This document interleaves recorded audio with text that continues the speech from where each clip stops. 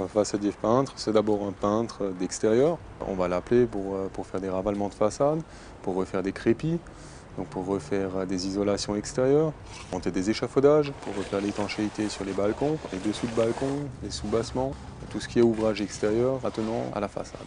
Donc il faut des qualités de maçonnerie pour pouvoir reprendre les différents raccords à réaliser sur les façades. Il faut savoir faire du lissage, pour faire du crépi.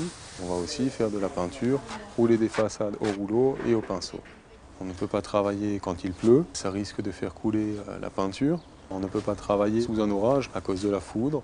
On ne peut pas travailler quand il gèle. Et en hiver, on va avoir beaucoup moins de travail et on risque d'être amené soit à travailler en intérieur, soit à devoir prendre des congés intempéries. Il faut avoir une réelle qualité dans la finition, aller jusqu'au bout de ce qu'on fait, parce qu'on va travailler sur l'esthétique et c'est la chose qui va rester durant les années à venir.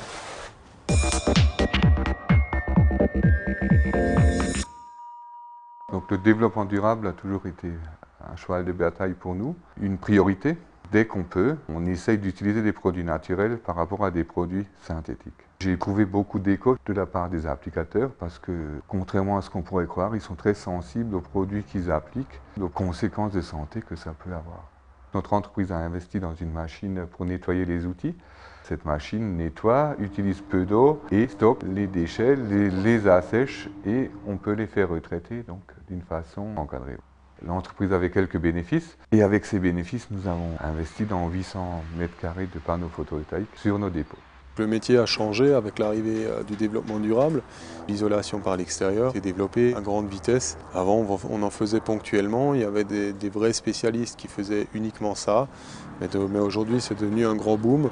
Un client sur deux nous demande de faire un devis en isolation extérieure.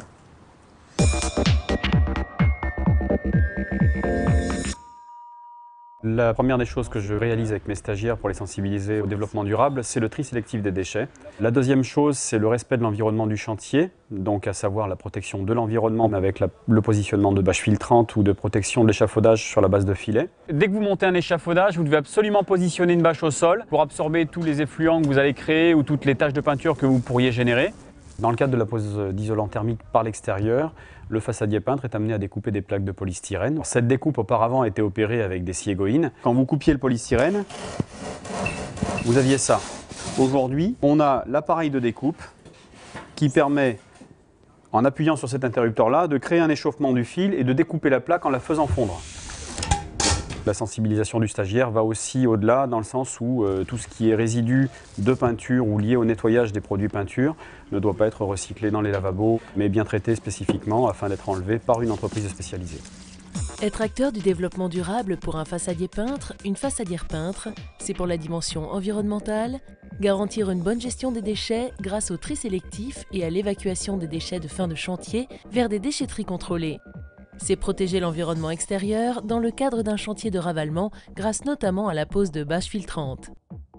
Pour la dimension économique, c'est diminuer les frais de chauffage du bâtiment en garantissant une bonne isolation thermique par l'extérieur. C'est limiter la consommation en eau de l'entreprise grâce notamment à l'utilisation d'une station de lavage d'outils et de pinceaux. Être acteur du développement durable, c'est pour la dimension sociale, promouvoir la santé, la sécurité et améliorer la qualité du milieu de travail grâce à des équipements, des matériels et des outils adaptés. C'est assurer l'égalité des salariés sur le lieu de travail en garantissant une non-discrimination de genre, d'âge et culturel.